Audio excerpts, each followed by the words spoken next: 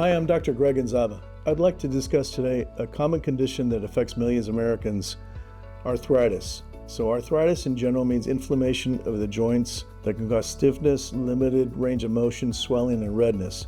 There are several types of arthritis. The main cause of arthritis is osteoarthritis. That's normal wear and tear arthritis related to lifestyle, work history, maybe previous sports.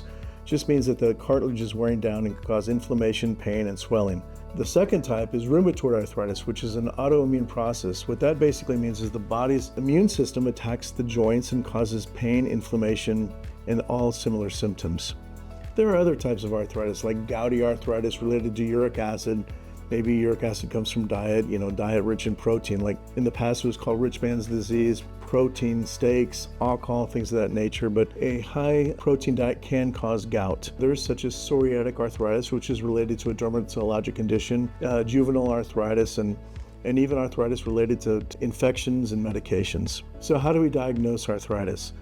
So like any other medical problem, we need a good history, we need a good physical examine the joints to see for inflammation and what joints are affected, legs, arms, which part of the legs and arms, and of course laboratory studies and possibly imaging.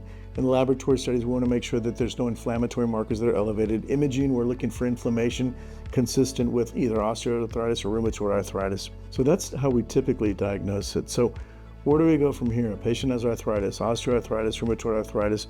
The treatments typically are you start with medications called non-steroidal medications. That's like Advil, Aleve, ibuprofen, if a patient can tolerate them and doesn't have a reason not to take them.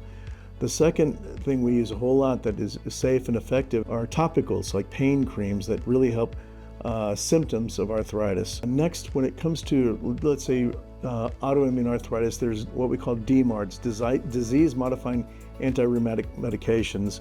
And you've seen these advertised on TV, like Enbrel, things of that nature. There are more side effects to these. The biologics need closer monitoring, and we really have to see if a patient can tolerate them. Beyond that, physical therapy is a huge beneficial treatment when it comes to osteoarthritis. When it comes to arthritis, who's more susceptible? I mean, we have to look at everything. Is family history of rheumatoid arthritis, sex, age can also be a factor. People over 60, females tend to get it more. So that's kind of a summary of a big picture of arthritis. I hope that this helps clarify the different types of arthritis. For more information, please refer to our website. Thank you.